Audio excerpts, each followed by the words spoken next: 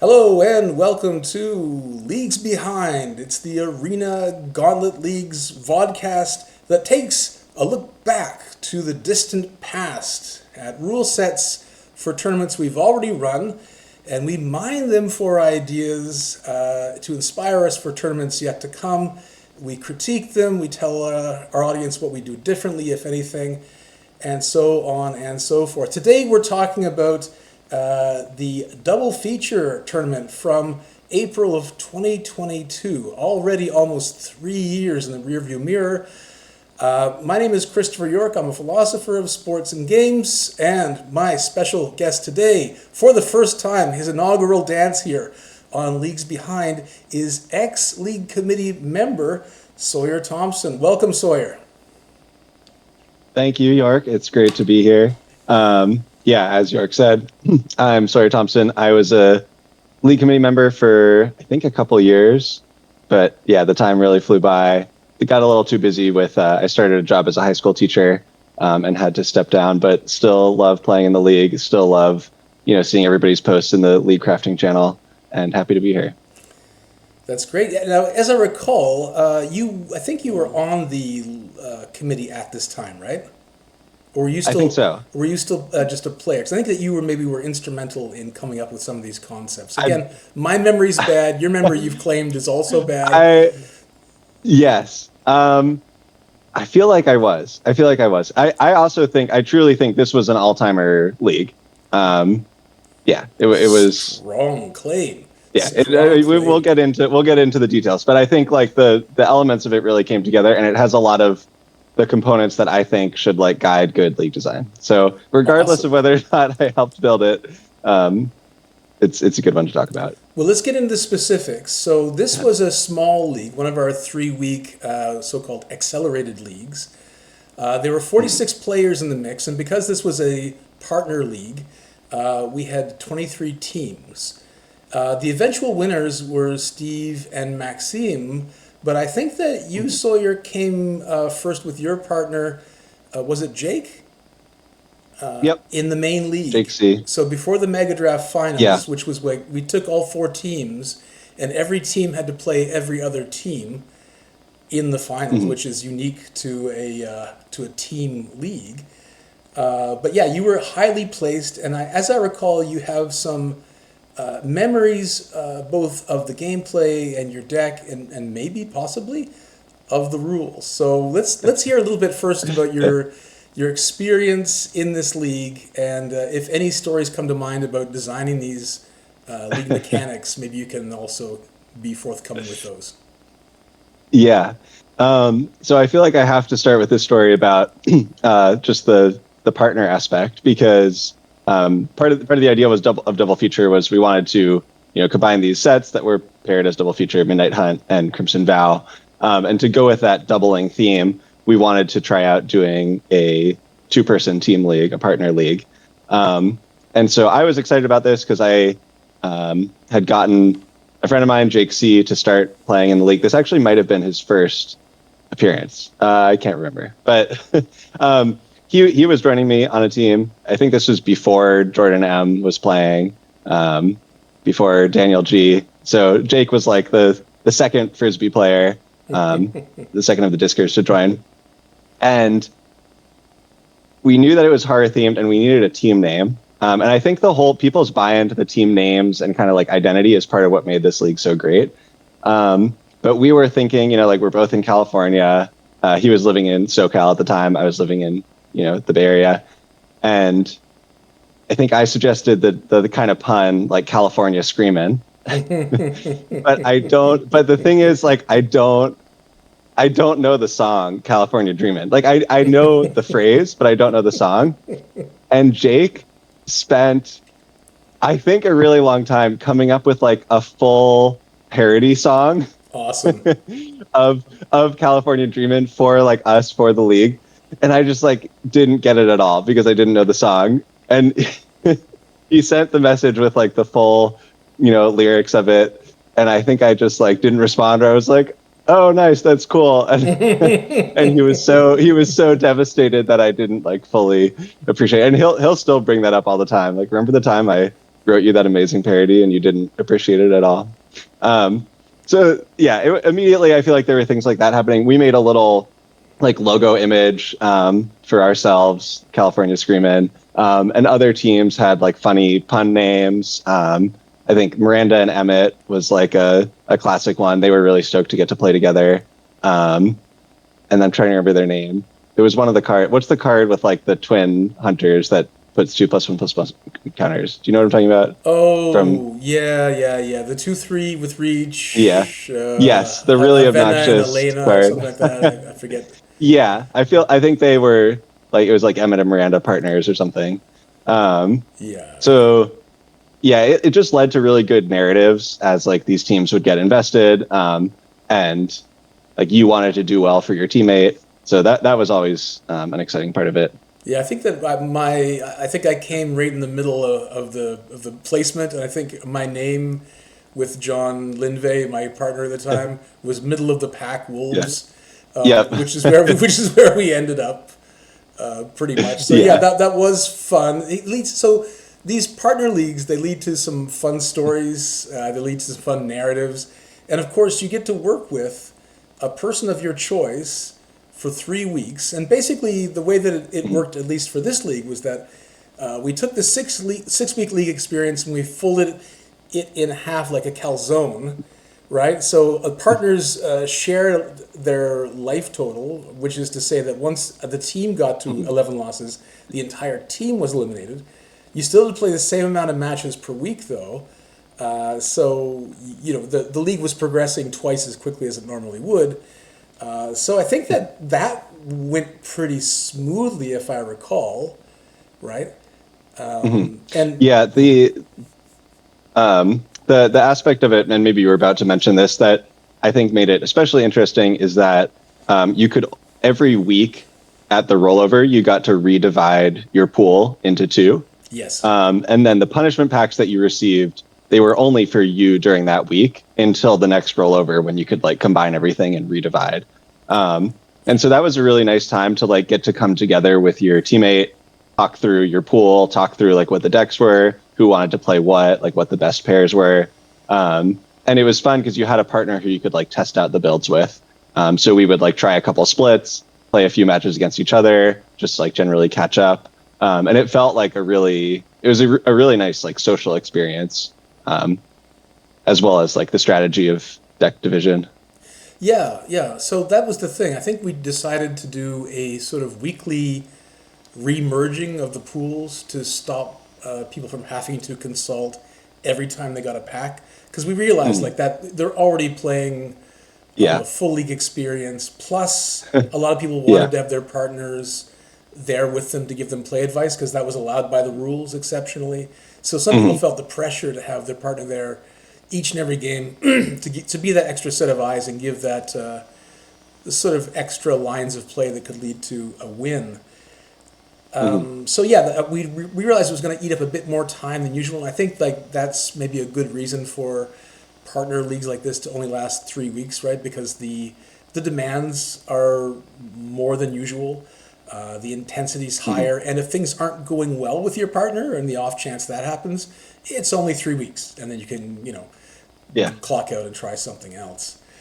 I remember that we were happy to hit on this idea of a partner league because Double Feature itself was a bit of a whiff as a product, right? So we didn't have a main set release going on at the time, and Double Feature was just Midnight Hunt and Crimson Vow smushed together.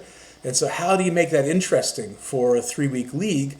Well, you needed to develop something really unique, and I think that for this era, the partner league is it. I think that we did this before in the store for Battle Bond League, so it was a matter of taking all that and putting it online, which seemed to go off pretty much without a hitch.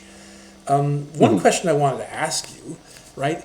Given that we know that players like yourself and the other Diskers, right, they have this sort of pedigree on the server, known to be strong players, do you think that we should let people choose partners or teams or factions, or is it inherently unbalancing to let this kind of thing happen? In other words, is this the kind of experiment we could do in 2022 that we should be more careful doing in 2025? Or do you think that it's still perfectly acceptable to let sort of super partners or super teams form up?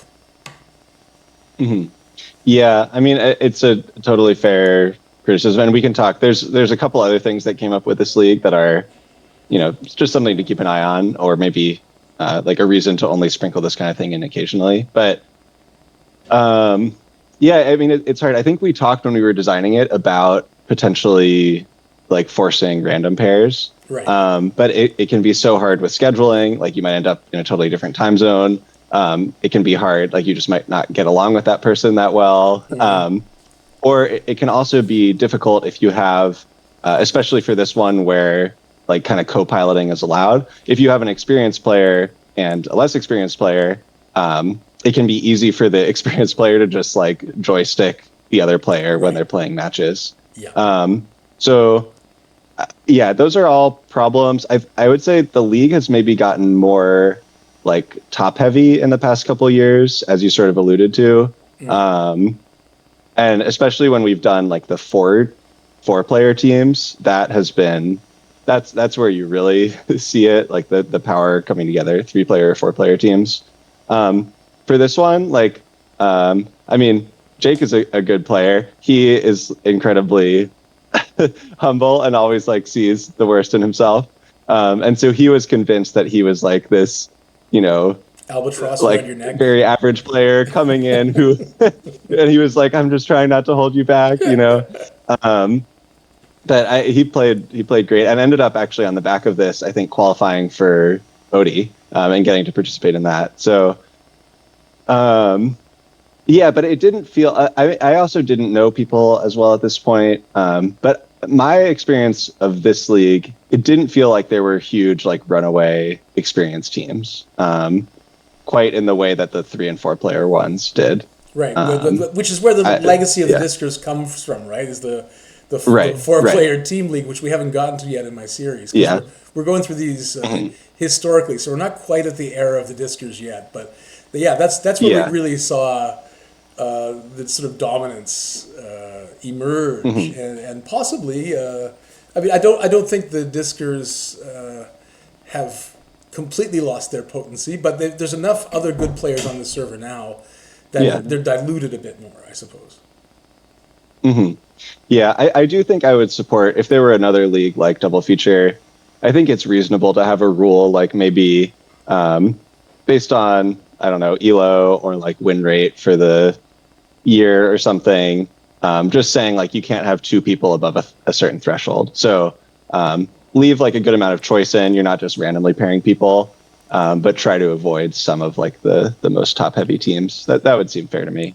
Yeah, I mean, I guess that the limiting factor on, let's say, restricting choice of partner is that, like you mentioned, you got to spend 3 weeks with this person, and part of the reason for joining one of the wackier leagues like this is that, hey, I get to spend 3 weeks with my friend, and we are both very good players, and we get to sort of run up the score if possible, or you get to test our mettle against other partnerships out there, because there are lots of other pairs of good players presumably on the server, so that it's still the pool's deep enough that you're not gonna be able to sort of run everything unchecked. So I'm torn about this. So I guess that brings me to my next question, Sawyer, which is, if you had to do this again today, what would you do differently? I think one of the big ones is adding timers to matches. Right, that wasn't in play during that time, right? Yeah, this was a league that introduced a lot of issues around just like total time required, because a lot of people felt like it's such an advantage to have 2 people, co-piloting, that you basically always want to be present for all 10 of your weekly matches. And then if both teams have a pair of people, sometimes, especially with some pairs, it just gets so slow as they want to talk through every single decision. Right. And I think it's a case where, like, for the good of everybody, having just some cutoff in that discussion, having a timer that forces you, it's like, okay, we've talked about this, now we just have to act, is beneficial. The timer It would be kind of nice if there were, does lead to yeah, some good tension as well. I remember a subsequent partner yeah, league that we ran, and like there were like tales of like players winning on the last second of the yeah, timer or about to make the winning play, but then the timer uh, rips them off, and like those are bad feels and good yeah. feels. But again, it's like it's dramatic tension that you can't have in this kind of tournament without the timer. Hmm. Yeah, I do almost wish there were a way there were a little more customization. Like it would be nice to play with the rope, but not the match timer, Right. so that like at a given step you can't play too long. But if it happens that it's like two grindy control decks, it doesn't just come down to clock. Yeah. But I don't know. It is also nice to have a cutoff. It's like after an hour of playing a single match, it's like we might be done with this. I mean, there are some players that really enjoy that, like deep in the tank kind of Mhm. granular play, especially when like Mhm. the goods of talking about it with their partner are also part of that equation, right? So like they like Yeah. talking to their partner in the team about exactly these kinds of things, and this is a great Mhm. opportunity to do some deep analysis. But I'm going to say that's probably a minority of players. I'm going to say that the vast majority of players probably just want to like have a good time, get it done, have some cross talk and chit chat, but not have it bog things down. So yeah, for the good of most, I'd Yeah. say timers are Yeah. probably a Well, desideratum. and that brings up kind of a general league design principle as well, which is that like you're never gonna please everyone. And there are some mechanics that like some people will love and some people will really hate. And so it's a good question in a given year. Like how do you find stuff that will make everybody happy and won't make anyone like too so unhappy to the point that they, stop playing. So I think like using timer, like we generally don't use timers in AGL. And I think having, a league or two a year where timers are extra beneficial, like incorporating them there, is not too much of a burden on the players who don't like them because they still normally don't need them. And it can just like help speed up the rules, speed up the pace of play. Um, Yeah, so yeah, and then the other thing that you can do is you can allow players some choice. So you could say by default timers are on.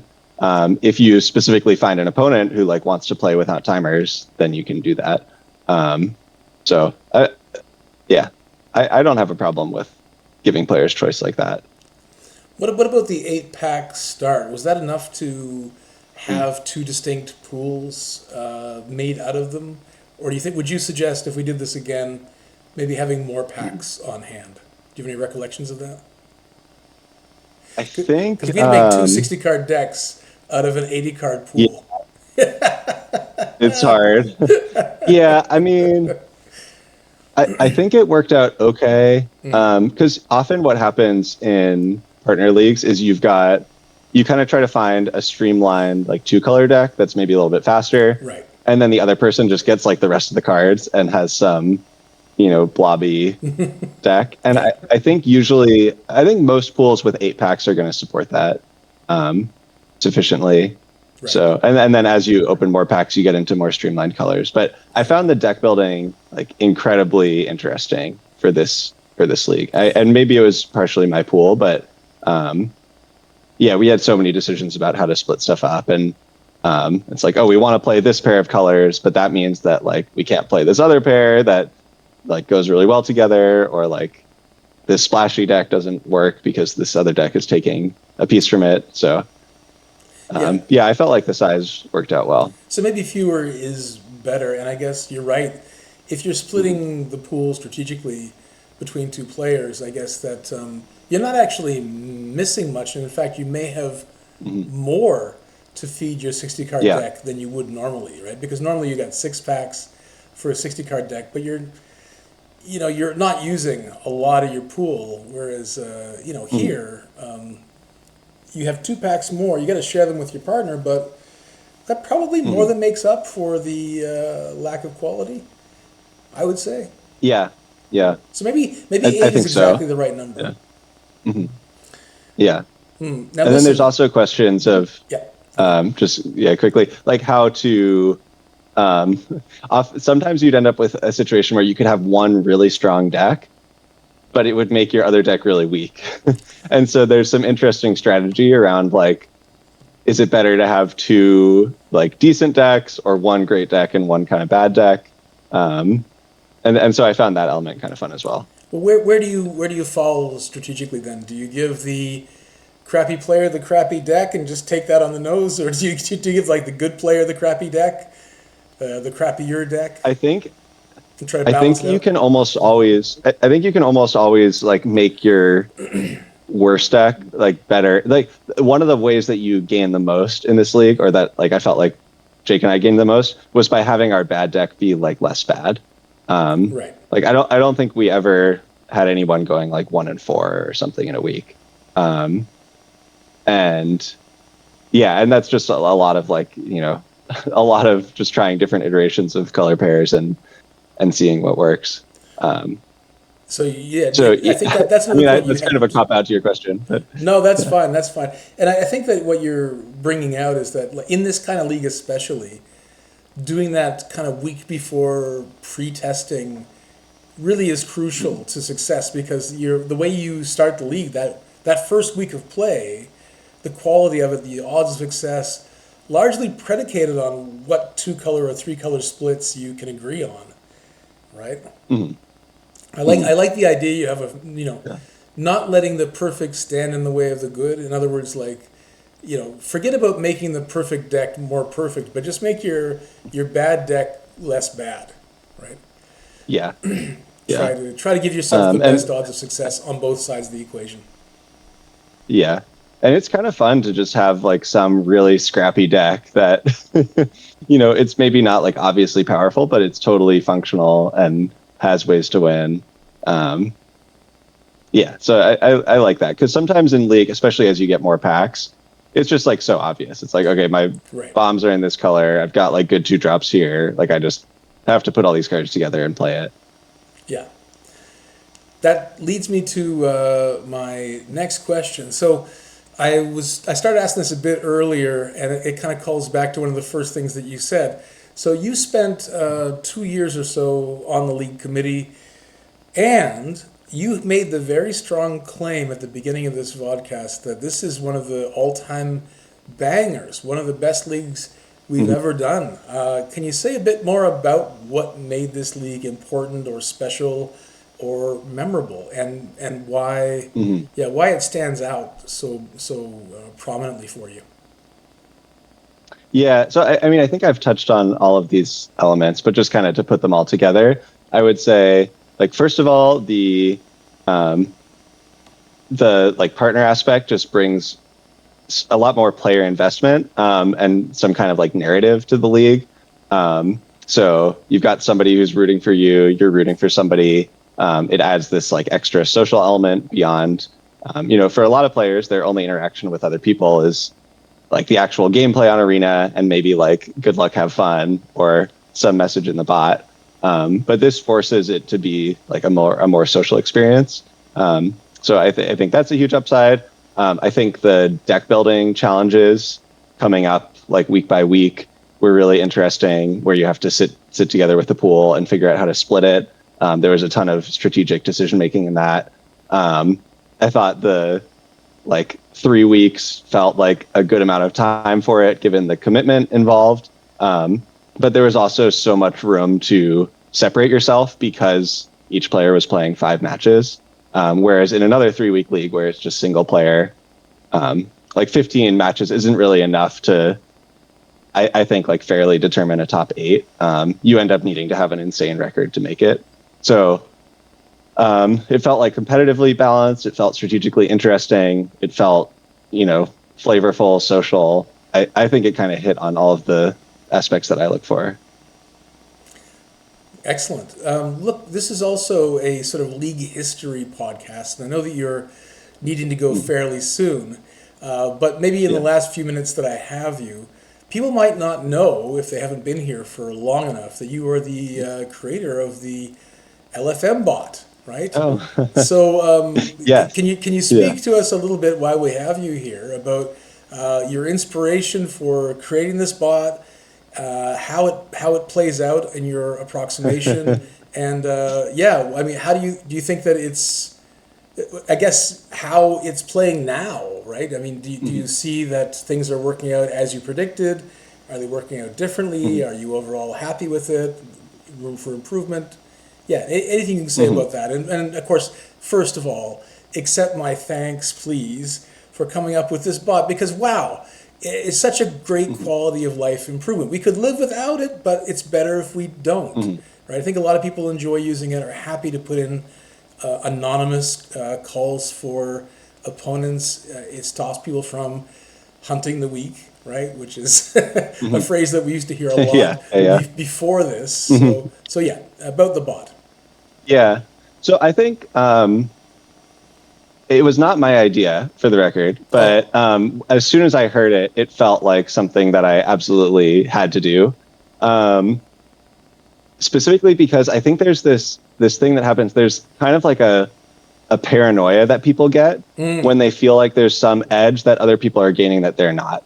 And so you see this in a lot of, like, for a lot of like game rules and things, like people will be worried that they're not optimizing. Like players who like Magic tend to be strategists. They like to try to play well. And so whatever the rules and the system of matchmaking is, people are going to try to do it well. And they'll be upset if like other people are doing it better than them and maybe in a way that they can't match. And so there were definitely some people who would abuse the matchmaking system. Famously, Cody Race with his like 30% OMW or whatever.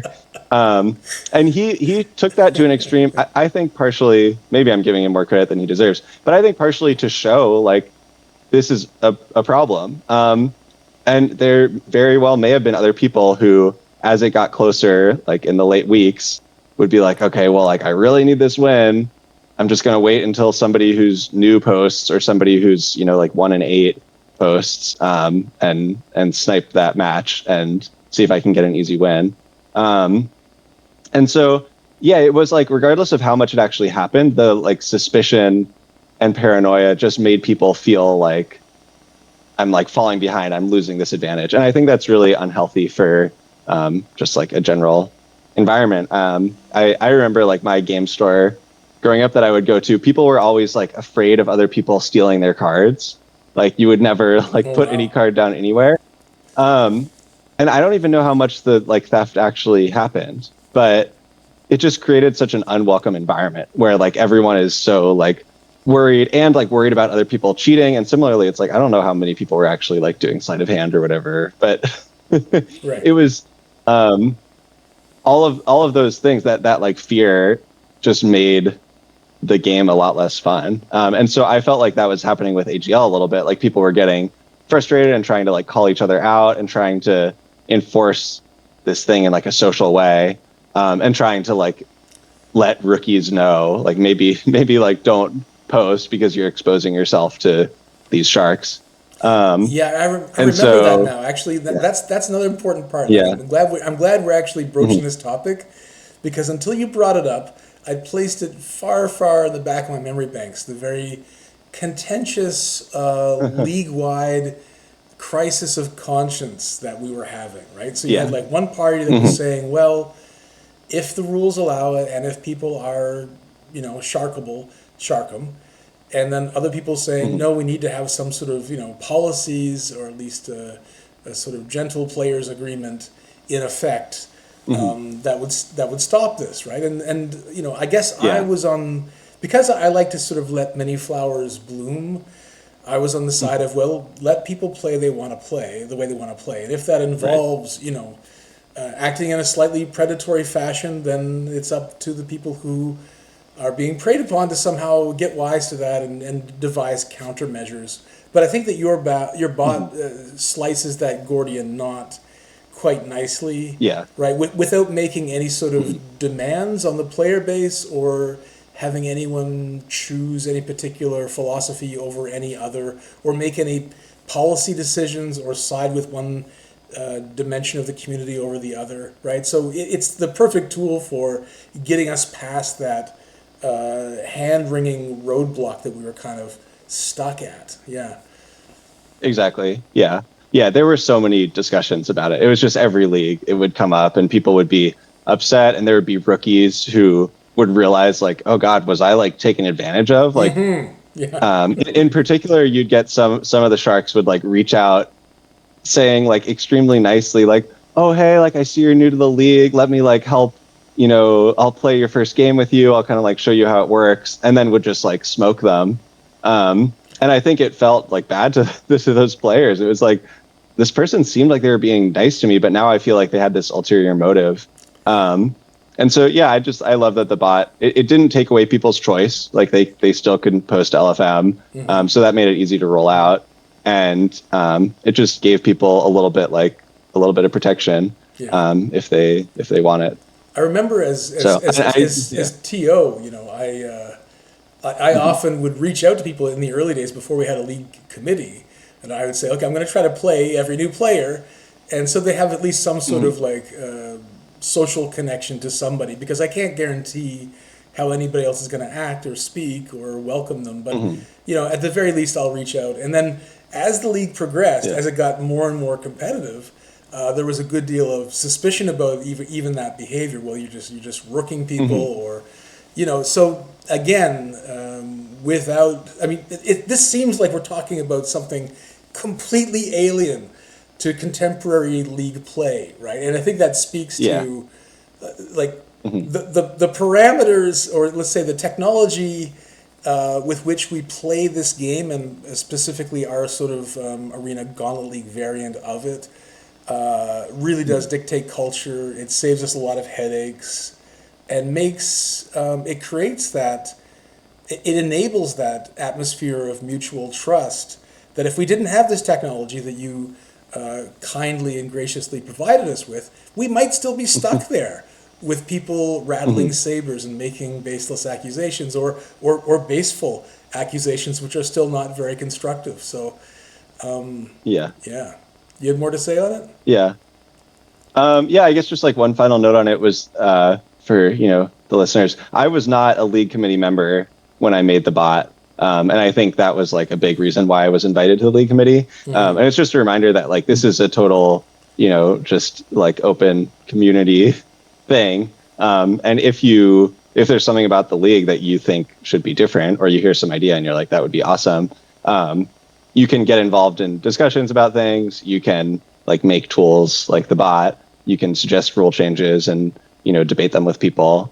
So even though the rule sets are created by the league committee and that group kind of has like final say on things, there are a lot of opportunities to like impact it without being in that role.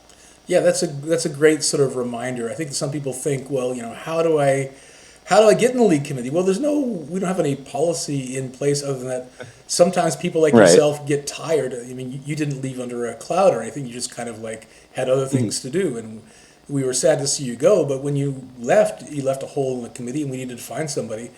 How do we find people? Well, the answer is as simple as you've let on, Sawyer. It's just like, have you been doing stuff that we find interesting and helpful? And if so, you're probably on the short list of people that we have in the tucked away in our pocket for a rainy day, right? For when we can best utilize your talents.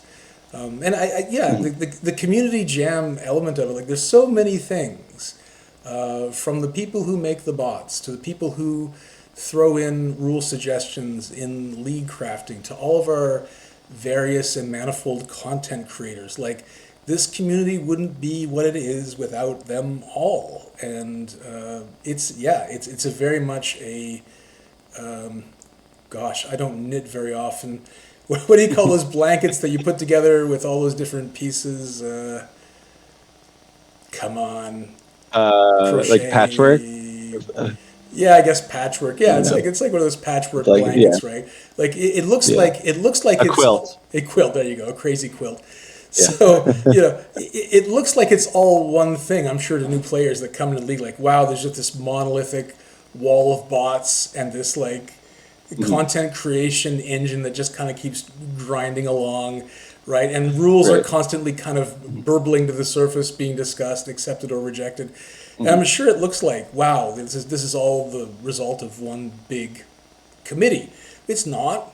it's been the accretion of contributions for almost a decade now or more, from various talented and motivated individuals. So yeah, that's also a good contribution, Sawyer, is letting people know how they can get involved if they're interested in helping out, and eventually maybe, no promises, but fingers crossed, one day joining the LC and all the glory that comes with that. Yeah, and I say glory think, with that like, sort of like a wink and a nudge. I know. Yeah. I think on that note, like, I'm somebody who, I guess, like, I've been on a lot of my, like, hobbies I take so seriously that I end up being in a leadership position. Like, I play a lot of Ultimate Frisbee, obviously, and I, like, captained the team that Jordan and I played on for a number of years. And I think there's often a misconception about, like, what leadership is. And people think, like, oh, the way that I become a leader is I get, like, democratically elected and I, like, make a bunch of promises and then I, like, will follow through on them once I have the power. But the reality is, like, that's not not what makes a good leader. And those aren't really the people who, like, should be in power. It's not just about, like, popularity or making promises. Like, the way that you become a leader in any group is to just, like, act like a leader. And if you do it for long enough, people will recognize that. Be the person doing the stuff. Yeah. And you have to and if you're already doing it, then it's like, oh, we've got an LC spot opening. Oh, great. We'll, like, formalize this role for you. We'll give you an actual vote. And so, yeah, I think occasionally there's questions of, like, why isn't it more democratic? Things like, why is it, like, a secretive selection process? And it's like, well, because if it's democratic, it becomes a popularity contest. And I think the goal should be just, like, find the people who are already contributing. And the league committee is very attuned to that because they, read all the messages with contributions and things like that. Yeah, it's a meritocracy as opposed to an open democracy, which, of course, as you know, like, that's how you get Tuggy McTugboat as the name of your ferry, right? We have sort of meme votes, right? So it's not necessary, and I think that 2024, hell of a year for democracy. You can see sometimes, right, that maybe just with a lot of things we've got no better system than democracy. But think about, I don't know, something like cobbling, right? Like, a cobbler fixes shoes, right? You're not going to democratically elect a cobbler because they need a certain set of skills. They need to know how to fix and make shoes. Well, guess what? Yeah. That's just that requires you, as you pointed out, to make and fix shoes. That's the first step to becoming a cobbler, is to cobble. Yeah. Right. So I think that's pretty clear to me. It's always been pretty clear, but I can see how some people might say, well, wouldn't it be nice if? Well, yeah. It would maybe in some world it would be, but and I think it's good to, like, the LC, it's good for them to be open about, like, why they chose somebody, and it's good for people to, like, question it a little bit too and say, like, there are times where a process like this can lead to there's like some really in group that's not really, like, taking feedback from their players. But if that happens, I think you'd see enrollment dip, you'd see players having, like, a worse experience, and it would kind of fix itself that way. Yeah, exactly. So, I mean, if it's I think it's obviously, given the amount of disputes and reasonable disagreement that we have with each other, it's kind of the opposite of nepotism or clannishness, right? It really is a mix of people with very different talents and interests and viewpoints. And I have to say, no one's ever been shy about giving me stick about anything. So, as you know, so I'm fairly tolerant of you have taken the heat. Yeah. Oh God, yeah. For my sins, yes, I have. I'm not completely blameless in all of that, but it's. I think definitely to do this as long as I have, I've had to develop a fairly thick skin, and it's only gotten thicker, right? So this was a skill set that I developed as well. I mean, I'm not used necessarily as an instructor at universities and colleges. You're not used to that much crowd feedback. There might be the occasional students who's trying to, grade an extra, grub an extra grade, or, Right. question things. But it's a much more like, guess what? I've just done this way longer than you, so what I say goes. With the league committee, like, we're all relatively freshies at designing tournaments. Some of us have been doing it for a few years longer than others, but it's not. There are very few of us who are, say, professional game designers, right? So we have to be extra understanding and extra accommodating with each other, and Yeah. give each other the benefit of the doubt more often than not. These are ideals that we try to live up to. Of course, we fail that because we're a bit of an anarchistic collective. But Yeah. yeah, I don't know. I guess you can Yeah. speak to your experiences. You've seen it can get contentious, right? And the sort of like the heat. Again, it's all sort of a pressure cooker back there, and in the LC, right? We have to contain all of that and sort of. I think Yeah. I think if we let it boil over, it wouldn't be to the interests of anybody in particular. No.